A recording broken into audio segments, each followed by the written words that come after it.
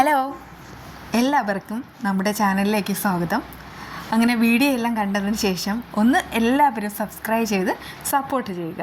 വിശേഷങ്ങൾ എന്തൊക്കെയാണെന്ന് നോക്കിയാലോ. വർഷയുടെ മടങ്ങി വരവ് അത് തന്നെയാണ് ഇപ്പോഴും എല്ലാവരും ആഗ്രഹിക്കുന്നത്. എല്ലാവരും എന്ന് പറയുന്ന സമയത്ത് ശത്രുക്കളെ ഇതിലാരും കൂട്ടണ്ട കേട്ടോ. പ്രത്യേകിച്ച് പറയാനാണെങ്കിൽ ഈ ശരത്തിന് ഒത്തിരി ബുദ്ധിമുട്ടുണ്ടാവുന്നുമുണ്ട്. അതിനൊരു കാരണമുണ്ട്. വർഷയ്ക്കാണെങ്കിൽ ഇതുവരെ ബോധമില്ലായിരുന്നു. ആളാണെങ്കിൽ കോമാ സ്റ്റേജിൽ കിടക്കുകയല്ലേ.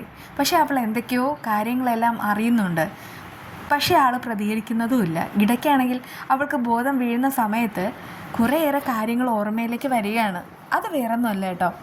അതായത് അവസാനമായിട്ട് വിവാഹം നടക്കാൻ വേണ്ടിയിട്ടാണല്ലോ അവളാണെങ്കിൽ അന്ന് ഒരുങ്ങിക്കെട്ടി മുകളിലേക്ക് വരുന്നത്. അനുഗ്രഹം മേടിക്കാൻ വരുന്നതിന് മുൻപ് ശ്രീനാഥിൻ്റെ നാവിൽ നിന്ന് അവർ സത്യം മനസ്സിലാക്കുന്നുണ്ട്. അതായത് അയാൾക്കിപ്പോഴും അവളോട് ഒത്തിരി സ്നേഹവും ഇഷ്ടമൊക്കെ തന്നെയാണ്. അതാണെങ്കിൽ ഒരു രക്ഷകർത്താവിൻ്റെ സ്ഥാനമല്ല. പിന്നെയോ അയാളുടെ മനസ്സിൽ ഇപ്പോഴും ഒരു കാമുകൻ ഉറങ്ങിക്കിടങ്ങുന്നുണ്ട്. അതറിഞ്ഞതിന് ശേഷമാണ് അവൾ ഓടുന്നതും പിന്നെ നടക്കുന്ന കാര്യങ്ങൾ നമുക്കറിയാവുന്നതാണ്. ഇതെല്ലാം ഓർത്തെടുക്കുന്ന സമയത്ത് അവൾ പെട്ടെന്ന് തന്നെ പ്രതികരിക്കുന്നുണ്ട്. ഒടുവിൽ ഡോക്ടറെ അങ്ങോട്ട് വിളിച്ചു വരുത്തുന്നു.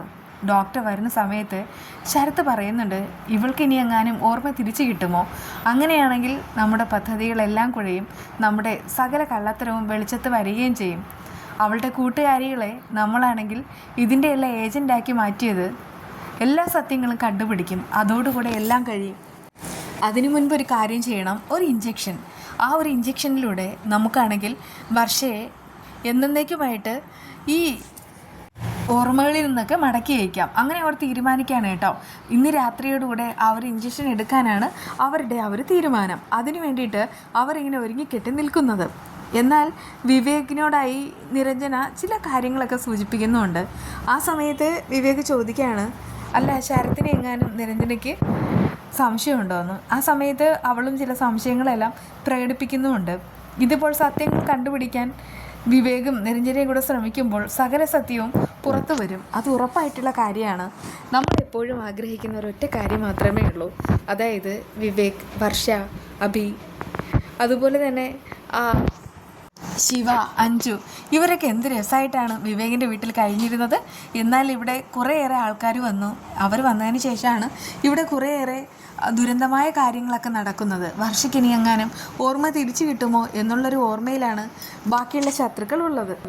എന്നാൽ അവിടെ നിന്ന് കിട്ടുന്ന കേക്ക് കഴിക്കുന്ന അഭിരാമിക്ക് ഓർമ്മകൾ നഷ്ടപ്പെടുകയാണ്. അവളിങ്ങനെ ഈ മയക്കവും അബോധാവസ്ഥയും എല്ലാം കൂടെ കലർന്ന ആ ഒരു അവസ്ഥയാണ്. എന്തൊക്കെയോ പിച്ചും പേയും വിളിച്ചു പറയുന്നു. ഓർമ്മകൾ നശിച്ചു പോകുന്നു. എനിക്കിത് എന്താ പറ്റിയത് എന്ന് ചോദിച്ചിട്ട് തലയിൽ കയ്യും താങ്ങി അങ്ങനെ ഇങ്ങനെ കിടക്കുകയും നടക്കുകയും ഇരിക്കുകയും ഒക്കെ ചെയ്യാണ്. അവളുടെ ആ ഒരു മാറ്റം കണ്ടിട്ട് കൂട്ടുകാരികൾക്ക് പോലും വല്ലാത്തൊരു അത്ഭുതം തോന്നുന്നുമുണ്ട്. ഇതിനിടയ്ക്ക് കാവേരി വരികയാണ്. കാവേരിയാണ് ഇഞ്ചക്ഷൻ എടുക്കാനായിട്ട് പോകുന്നത്. അവളാണെങ്കിൽ അവർ മരുന്നും കാര്യങ്ങളും എല്ലാം എടുത്തു കഴിഞ്ഞു. ആ ഒരു ഇഞ്ചക്ഷൻ എടുത്തു കഴിഞ്ഞാൽ പിന്നെ വർഷയ്ക്ക് ഒരിക്കലും ജീവിതത്തിലേക്ക് തിരിച്ചു വരാൻ കഴിയില്ല. അതോടുകൂടി അവൾ മറ്റൊരാളായിട്ട് മാറിക്കഴിയും. പാവം വർഷയും വിവേകും. എന്തൊക്കെയായാലും കുറേയേറെ ട്വിസ്റ്റുകളാണ് നടക്കാനായിട്ട് പോകുന്നത്.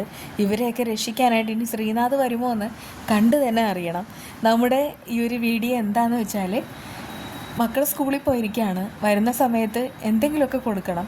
സാധാരണ ഞാൻ വീട്ടിൽ അടയും ശർക്കരയൊക്കെ വെച്ചുണ്ടാക്കുന്ന എന്തെങ്കിലുമൊക്കെ ആഹാരമായിരിക്കും ഉണ്ടാക്കുക.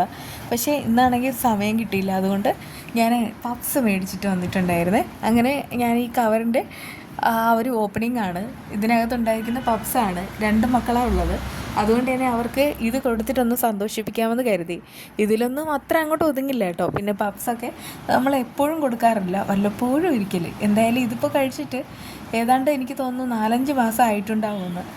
അതുകൊണ്ട് തന്നെ ഇത് കിട്ടുന്ന സമയത്ത് അവർക്ക് ഭയങ്കര സന്തോഷമാണ്. പക്ഷെ നമുക്കറിയാം ഈ പപ്സ് കഴിച്ചിട്ടാണെങ്കിൽ അവിടെ മുഴുവനും ചീത്തയാവും അല്ലേ.